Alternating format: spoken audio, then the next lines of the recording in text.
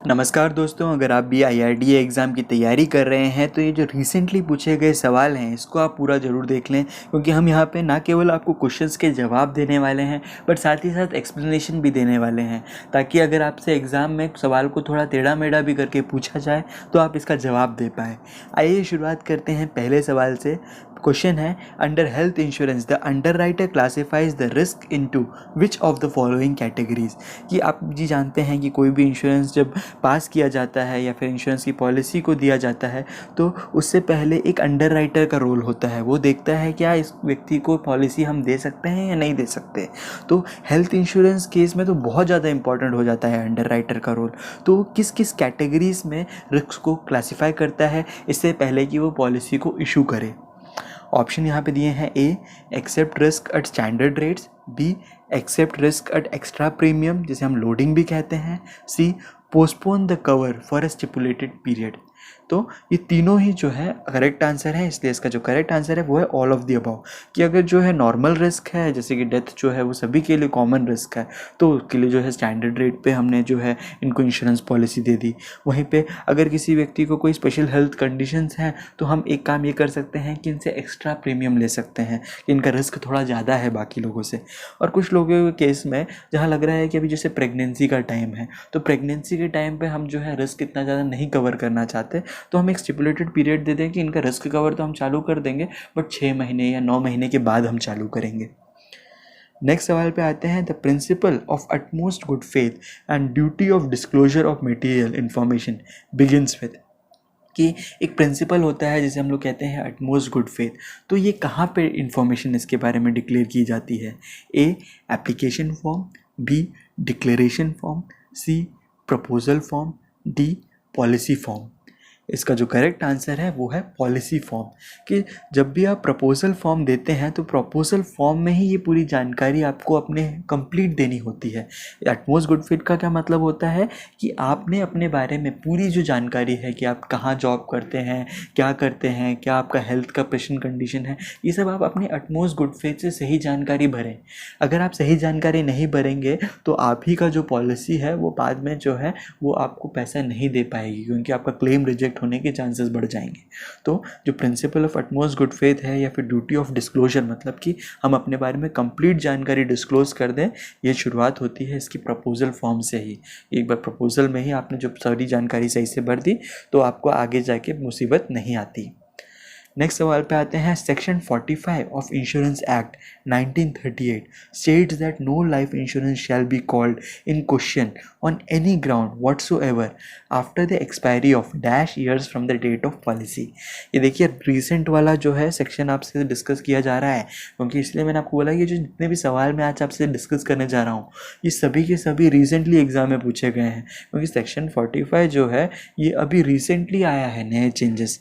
तो यहाँ पे किस बारे में बात की है कि अगर एक बार आपने इंश्योरेंस पॉलिसी इशू कर दी तो उसके बाद आप क्लेम रिजेक्ट नहीं कर सकते अगर इतना नंबर ऑफ ईयर्स कंप्लीट हो गया है उस पॉलिसी को। तो इसका करेक्ट आंसर है 3 ईयर्स। कि 3 ईयर्स अगर हो गए पॉलिसी को लिए हुए उसके बाद क्लेम को अब रिजेक्ट नहीं किया जा सकता। पहले ये प्रॉब्लम हुआ करता था जहाँ पे हम लोग देखते थे कि क्लेम रेशियो क्या है।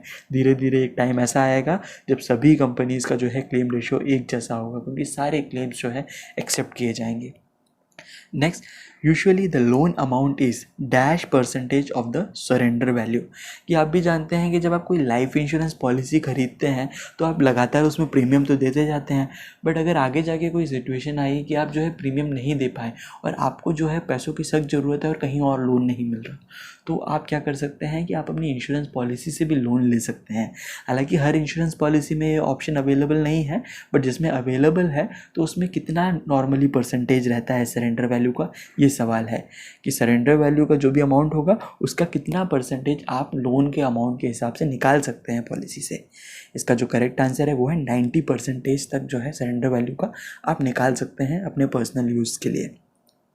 Next, choose the correct statement. यहाँ पे 4 स्टेटमेंट दिए हैं, इसमें से करेक्ट स्टेटमेंट कौन सा है ये पता करना है। A mortality increases with ages, B mortality decreases with ages, C mortality is dependent on the age of life insured, D A and C is correct।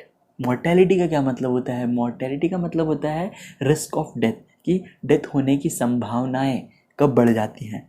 तो यहाँ पे मेरे को लगता है कि दोनों ही ऑप्शन, जो ए ऑप्शन है मोर्टेलिटी इंक्रीजेस विद एज, कि जैसे जैसे एज बढ़ती है मृत्यु होने के चांसेस ज़्यादा होते हैं, वहीं पे mortality is dependent on the age of life insure, कि जो भी व्यक्ति का एज है उस पर भी मोर्टेलिटी का काफ़ी ज़्यादा चांसेस बढ़ जाता है। जो भी एज है वो डिटरमाइन करता है कि कितना ज़्यादा चांसेस है लोगों की डेथ का।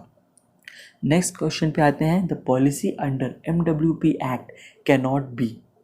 MWP एक्ट का मतलब क्या होता है कि जो वुमेन प्रोटेक्शन के लिए इन्होंने एक नया एक्ट निकाला है MWPA एक्ट, जिसमें कि अगर मान लेते हैं जो भी क्लेम अमाउंट आता है ना, वो से कोई और जो है नहीं ले सकता, ना कोई बैंक वाला ले सकता है, ना आपके जो है मम्मी पापा ले सकते हैं।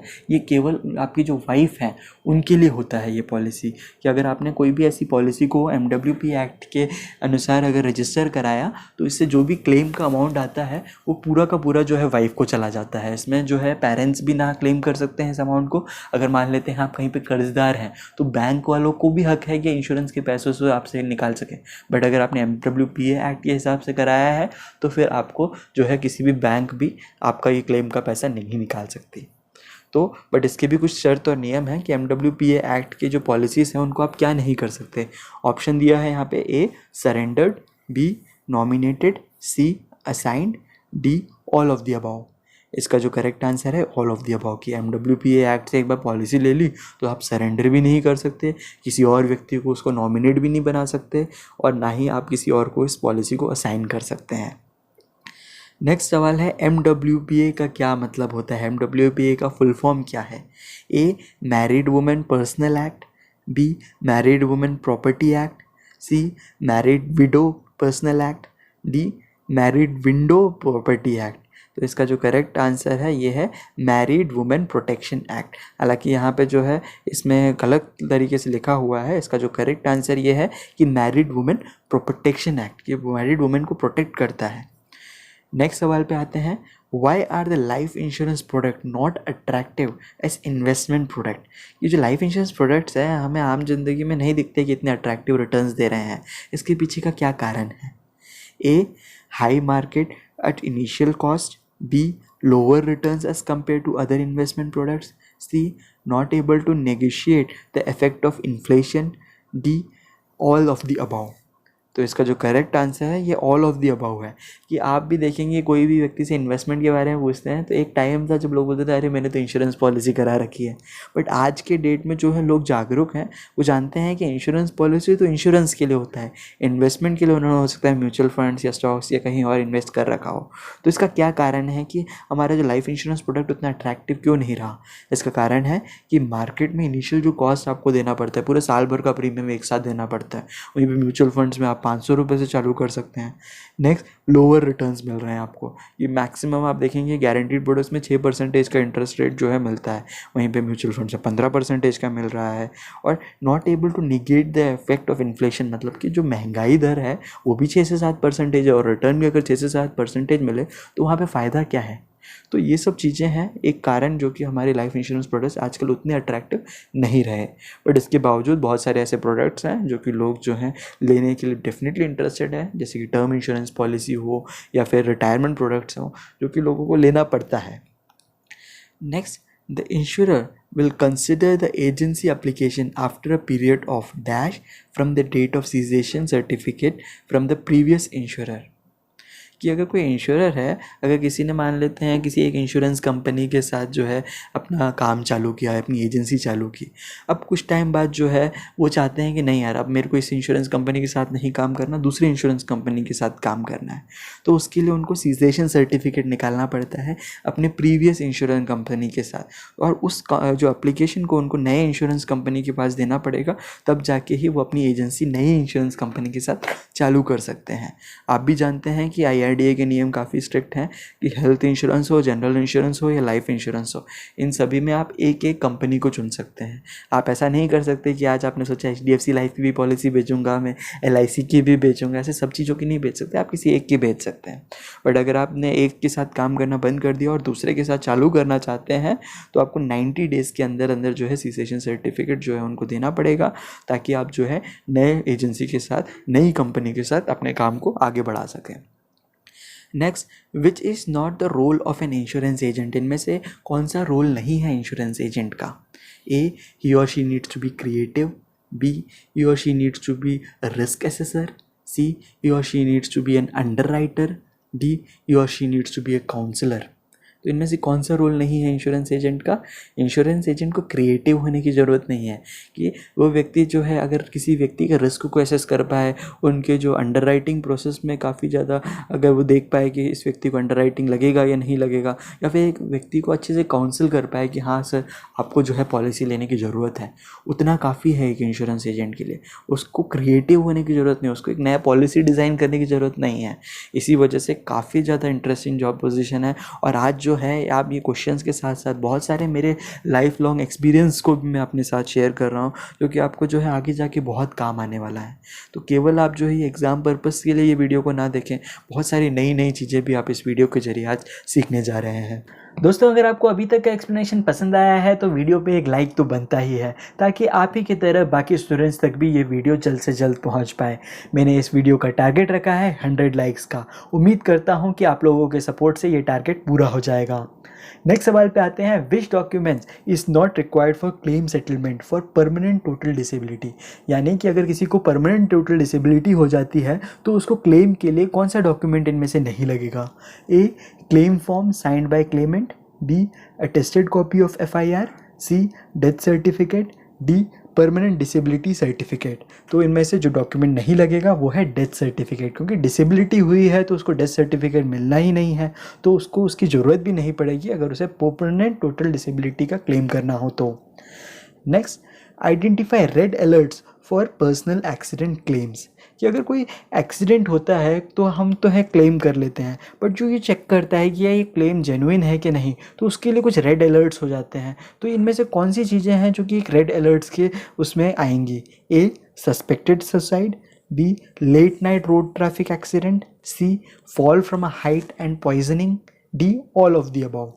तो इसका जो करेक्ट आंसर है ऑल ऑफ द अबव, कि ये जो कोई भी एक्सीडेंट होता है तो ये चेक करते हैं क्या कोई ऐसा तो नहीं कि सुसाइड करना चाहता था ये व्यक्ति, या लेट नाइट एक्सीडेंट हुआ है, ऐसा तो नहीं अल्कोहल का केस है, जब कोई फॉल फ्रॉम हाइट हुआ है या पॉइजनिंग हुई है, तो यहाँ पे भी एक डाउट आ जाता है कि व्यक्ति कहीं सुसाइड तो नहीं करना चाहता था या गलती से गिरा है। तो गलती से गिरा है तो डेफिनेटली पर्सनल एक्सीडेंट क्लेम मिलेगा, बट वहीं पर अगर इन्होंने अपने आप से कोशिश की है सुसाइड करने की तो वहाँ पर पर्सनल एक्सीडेंट का क्लेम नहीं मिलेगा।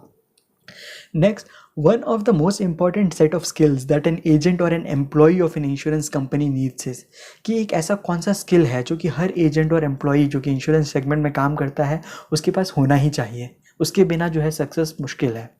ए, hard skill, B, soft skill, C, talking skill, D, interactive skill. इसका जो करेक्ट आंसर है वो है सॉफ्ट स्किल, कि आप जो है आपकी बातों में वो मधुरता होनी चाहिए कि जो सामने वाला है वो आपसे पॉलिसी लेने के लिए रेडी हो जाए। अगर वही स्किल नहीं है तो आपका नॉलेज जो है कोई यूज़ का नहीं है। Next, what are the method और डीलिंग विद रिस्क, कि जो रिस्क होता है वो तो सभी को पता है कि जो है घर के बाहर निकलने पे रिस्क है कि कोई एक्सीडेंट ना हो जाए, बट कौन कौन से ऐसे तरीके हैं जिससे कि हम रिस्क से बच सकते हैं? A, risk avoidance, B, risk retention, C, risk reduction and control, D, all of the above. इसका जो करेक्ट आंसर है वो ऑल ऑफ द अबव है। रिस्क अवॉइडेंस मान लेते हैं कि हम घर से बाहर ही नहीं निकले तो हमारा रिस्क अवॉइड हो गया एक एक्सीडेंट का। बी, रिस्क रिटेंशन, यानी कि हमें पता है कि ये रिस्क मौजूद है फिर भी हम निकल रहे हैं बिना हेलमेट पहने हुए, तो वो रिस्क रिटेंशन, कि मैं जानता हूँ रिस्क है बट फिर भी मैं रिस्क लेने को तैयार हूँ। सी, रिस्क रिडक्शन एंड कंट्रोल, यानी कि मैंने जो है रिस्क को रिड्यूस किया। कैसे रिड्यूस किया? कि मैंने हेलमेट पहना और जो है सारे ट्रैफिक नियमों का पालन किया, तो इस तरह से हमने जो है रिस्क को मिनिमाइज़ कर दिया।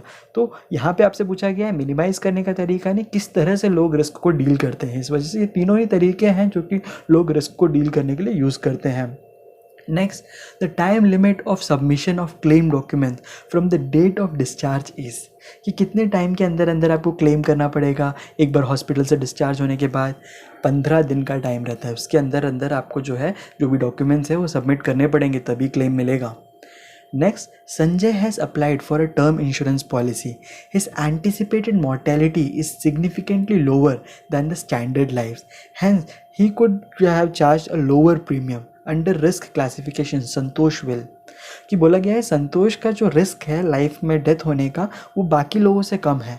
अब वो बाकी लोगों से कम कैसे हो सकता है काफ़ी यंग हो, काफ़ी हेल्दी लाइफस्टाइल हो उनकी, तो बाकी जो स्टैंडर्ड लाइफ्स है उसके कंपैरिजन में मॉर्टेलिटी या डेथ का जो रिस्क है सिग्निफिकेंटली लो है, जिस कारण से इंश्योरेंस कंपनी ने बोला कि आप जो है थोड़ा कम ही प्रीमियम दीजिए। तो इस तरह से इनके जो रिस्क क्लासिफिकेशन को हम क्या कहेंगे, A standard lifes, B preferred lifes, C substandard lifes, D declined lifes. तो इसका जो करेक्ट आंसर है वो है प्रिफर्ड लाइफ्स, की जो है इनकी लाइफस्टाइल जो है या फिर इनका जो एज है इसमें बाकी जो स्टैंडर्ड लाइफ्स के कंपैरिजन में इनका रिस्क कम है, जिस कारण से ये लोअर प्रीमियम के लिए उपयुक्त है। Next, the dash clause grants the policy holder an additional period of time to pay the premium after its become due. आप भी जानते हैं कई बार लोग जो है प्रीमियम टाइम से नहीं भर पाते, बट एक क्लॉज है जो कि हर इंश्योरेंस पॉलिसी में होता है कि आपने चलो ठीक है नहीं भरा, आपको जो है मैं 2-3 महीने का टाइम दे देता हूँ, इसके अंदर आप भर लीजिए।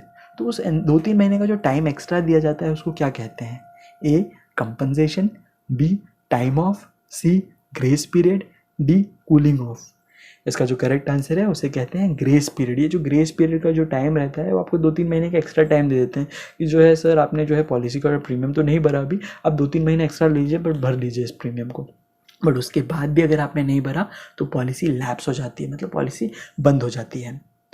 Next, which of the following losses can be compensated by insuring one's life, कि अगर आपने मान लेते हैं कि कोई इंश्योरेंस लिया तो उसमें कौन कौन से लॉसेस को आप जो है कंपनसेट कर सकते हैं।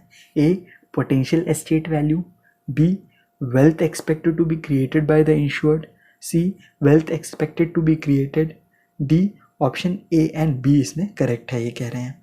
तो इसका जो करेक्ट आंसर है वो है कि डी ए एंड बी, कि जो है पोटेंशियल आपकी जो आज की वैल्यू है वो तो काउंट करोगे ही आप, और साथ ही साथ अगर आप इसी तरह से अगले रिटायरमेंट तक काम करते रहे तो आप कितना कमा सकते हैं, दोनों का जो सम है उससे आप निकालते हैं ह्यूमन लाइफ वैल्यू। तो आप जब भी इंश्योरेंस कवर लेते हैं तो आप उस ह्यूमन लाइफ वैल्यू के लिए लेंगे। वहीं पे wealth expected to be created तो कुछ भी हो सकता है, या आप बोलोगे कि मेरे को हो सकता है अगले साल जो है लॉटरी लग जाती, तो वो आप काउंट नहीं करेंगे। Next, what is the time limit for approaching an insurance ombudsman. मान लेते हैं आपका क्लेम जो है रिजेक्ट कर दिया इंश्योरेंस कंपनी ने, तो कितने टाइम के अंदर अंदर आपको इंश्योरेंस ओम्बड्समैन के पास जाना पड़ेगा अपनी दुविधा को लेकर। ये इंश्योरेंस ओम्बड्समैन जो होते हैं हर डिस्ट्रिक्ट में मौजूद हैं, जो कि IRDA की तरफ से नियुक्त किए जाते हैं। तो वहाँ पर आप जा सकते हैं अगर आपके पास कोई भी कंप्लेंट हो इंश्योरेंस कंपनी से रिलेटेड, स्पेशली क्लेम से रिलेटेड। उसके अलावा जो अगर मान लेते हैं आपके साथ फ्रॉड हुआ है तो उसके लिए अलग से इंटीग्रेटेड ग्रीवेंस मैनेजमेंट सिस्टम है, जो कि एक वेबसाइट है जिसके जरिए जो है आप अपना इशू स्टेट कर सकते हैं। बट यहाँ पे बात की जा रही है रिजेक्शन के बाद कितना टाइम है आपके पास इंश्योरेंस ओम्बड्समैन के पास जाने का। तो इसका करेक्ट आंसर है 1 साल। 1 साल अगर आपको हो गया है पॉलिसी के रिजेक्ट होने के बाद, उतना ही टाइम है आपके पास, उसके अंदर अंदर आपको जो है अपना कंप्लेन लेके जाना पड़ेगा। Next, employee state insurance act 1948 provides to pay for the expenses of. आपने सुना होगा एम्प्लॉई स्टेट इंश्योरेंस एक्ट, तो इसके ज़रिए कौन से एक्सपेंस को आप पे कर सकते हैं। A sickness, B disablement, C death, D all of the above. तो इसका जो करेक्ट आंसर है all of the above. Sickness हो, डिसेबिलिटी हो जाती हो या डेथ हो जाती हो तो उन सब में से जो है इसमें से आप पैसा निकाल सकते हैं। नेक्स्ट, अंडरराइटिंग और selection process takes place at 2 levels. Underwriting का मतलब क्या होता है कि आप जज करते हैं कि सामने वाला जो इंश्योरेंस लेने आया है क्या वो एलिजिबल है भी या नहीं, कि आप जो है उसके रिस्क को कैलकुलेट करते हैं कि अगर लगता है कि यार ये बंदे का जो रिस्क थोड़ा ज़्यादा है तो उससे आप जो है एक्स्ट्रा प्रीमियम मांग लेते हैं, या फिर आपको लगता है यार इस व्यक्ति को तो इंश्योरेंस दे ही नहीं पाएंगे क्योंकि इसके जो रिस्क हैं अच्छे ज़्यादा है, तो उनको आप मना कर देते हैं कि सॉरी आपका इंश्योरेंस इशू नहीं हो पाएगा। तो ये जो अंडरराइटिंग का प्रोसेस है ये 2 स्टेप्स में होता है। कौन से 2 स्टेप्स में होता है। A field level, B underwriting department level. इसमें जो ए और बी ऑप्शन तो मैंने बता दिया, सी ऑप्शन है both of the above, D option है नन ऑफ द अबव। तो इसका करेक्ट आंसर है बोथ ऑफ द अबव, कि फील्ड लेवल में जब आप किसी को पॉलिसी देने जाते हैं तो आप खुद भी इवैल्यूएट करेंगे ना कि सामने वाले का इनकम कितना है, सामने वाले का रिस्क कितना है, तभी आप डिसाइड करेंगे। वरना आपको भी पता है कि अंडर राइटिंग स्टेज में जब डिपार्टमेंट लेवल में बात बैठेगी तो हो सकता है इनको पॉलिसी मिलेगी नहीं, तो आपका तो टाइम वेस्ट हो गया ना। तो दोनों ही लेवल पे काम होता है, एक आप जो है फील्ड लेवल पे करते हैं और बाकी अंडर राइटिंग का डिपार्टमेंट है जो कि अपने लेवल में पूरी रिसर्च करके जो है एनालाइज करता है कि कितना जो है इनका प्रीमियम बैठेगा। Next, Where there is a delay on the part of insurer in processing a claim, the insurance company will pay interest on the claim amount. कई बार आप लोगों ने सुना होगा कि यार इंश्योरेंस क्लेम जो है बहुत टाइम बाद मिला, तो ये जो बहुत टाइम जो हो जाता है इंश्योरेंस का क्लेम आने में, तो इस तरह से तो यार ये लोग 2 साल 5 साल 10 साल का टाइम ले लें। तो इसको रोकने के लिए जो है इन लोगों ने नियम बनाए कि अगर आपने जो है टाइम से लोगों को क्लेम नहीं दिया तो आपको जो है क्लेम के साथ साथ इंटरेस्ट भी देना पड़ेगा। तो कितना इंटरेस्ट देना पड़ेगा? जो भी प्रिवेलिंग बैंक रेट चल रहा है उससे 2% अधिक रेट के हिसाब से आपको क्लेम के अमाउंट के साथ इंटरेस्ट देना होगा। Next, what are the information provided in the medical examiner report? कि अगर मान लेते हैं आपका इंश्योरेंस पॉलिसी होना है तो उससे पहले आप मेडिकल कराने गए, तो मेडिकल कराते वक्त जो है कौन कौन सी इसमें बताई हुई इन्फॉर्मेशन मेडिकल एग्जामिनर रिपोर्ट में होगी? A, height, B, weight, C, blood pressure and cardiac status, D, all of the above. तो इसका जो करेक्ट आंसर है ऑल ऑफ द अबव। ये सभी चीज़ें महत्वपूर्ण इन्फॉर्मेशन होती है जो कि हर मेडिकल एग्जामिनर रिपोर्ट में मौजूद होंगी। क्वेश्चन है, an investor with secured risk profile shall go in which of the following investment style? कि एक व्यक्ति है जिसका रिस्क प्रोफाइल सिक्योर्ड कैटेगरी में आता है तो वो कौन से इन्वेस्टमेंट स्टाइल को चुनेगा? ए, एक्यूमुलेशन, बी, कंसोलिडेशन, सी, स्पेंडिंग, डी, गिफ्टिंग। तो इसका करेक्ट आंसर है एक्यूमुलेशन। कि एक बार जो है सब चीज़ें आपकी जो है सेटल हो जाती है तो आप क्या करते हैं, आपका जो आया हुआ जो पैसा है उसे इन्वेस्ट करना चाहते हैं, उसे ग्रो होते हुए देखना चाहते हैं, क्योंकि आपकी जो बेसिक नीड्स है वो तो ऑलरेडी पूरी हो गई हैं। Next, which of the following have assumed importance in achieving better accountability and governance? तो इनमें से कौन सा ऐसा लॉ है जिसको अकाउंटेबिलिटी आई जिसके कारण या गवर्नेंस बेहतर हुआ? A, right to information act, B, public interest legislation, C, insurance act 1938, D, only A and B. तो इसका जो करेक्ट आंसर है, जब right to information act pass हुआ था या फिर पब्लिक इंटरेस्ट लिटिगेशन पास हुआ तब जो है ज़्यादा अकाउंटेबिलिटी आई पूरे इंश्योरेंस सेगमेंट में। इसके अलावा इंश्योरेंस एक्ट तो पहले से ही था बट उस समय अकाउंटेबिलिटी नहीं थी। Next, critical illness policies are available for persons in the age group of.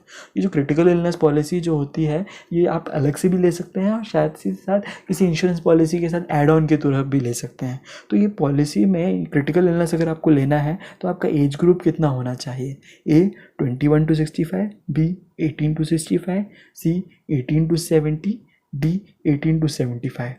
तो इसका करेक्ट आंसर है 21 to 65 ईयर्स का जो एज का व्यक्ति है वही जो है क्रिटिकल इलनेस पॉलिसी अपने पॉलिसी के साथ ले सकता है। क्वेश्चन है, which kind of planning is required in case of any unforeseen event happening in the future?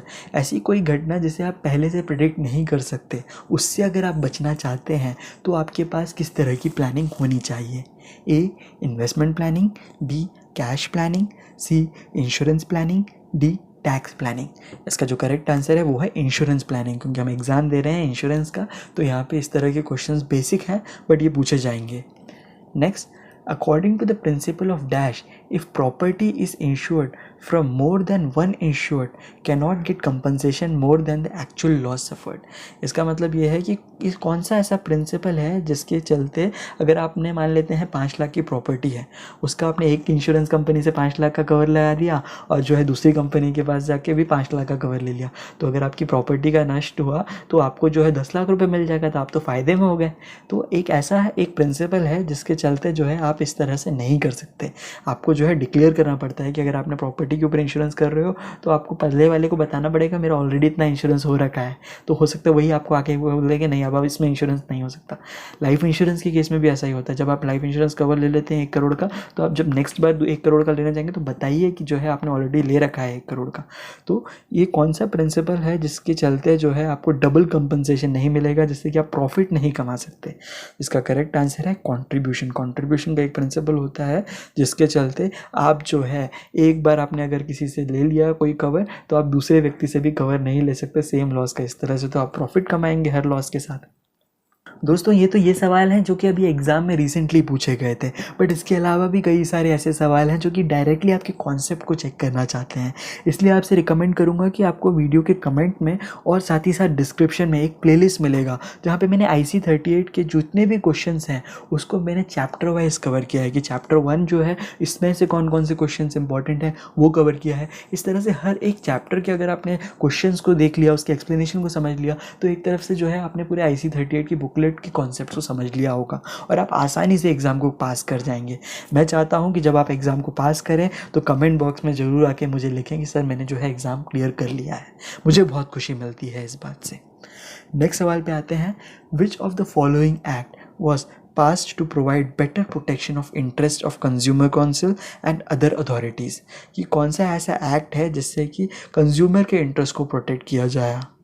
A IRDA act, B consumer protection act, C insurance act, D Indian contract act. तो इसका जो correct answer है consumer protection act. सवाल में ही जो है answer छिपा था, जहाँ पे कंज्यूमर प्रोटेक्शन की बात हो तो कौन सा एक्ट है? Consumer protection act. दोस्तों मैं आप लोगों से अलविदा लेता हूं। आप ज़रूर इस प्लेलिस्ट को चेकआउट कीजिएगा। मुझे उम्मीद है कि आप अपने एग्ज़ाम को पहले अटेम्प्ट में क्लियर करके मुझे जल्द से जल्द खुशखबरी देंगे। तब तक के लिए जय हिंद, जय भारत।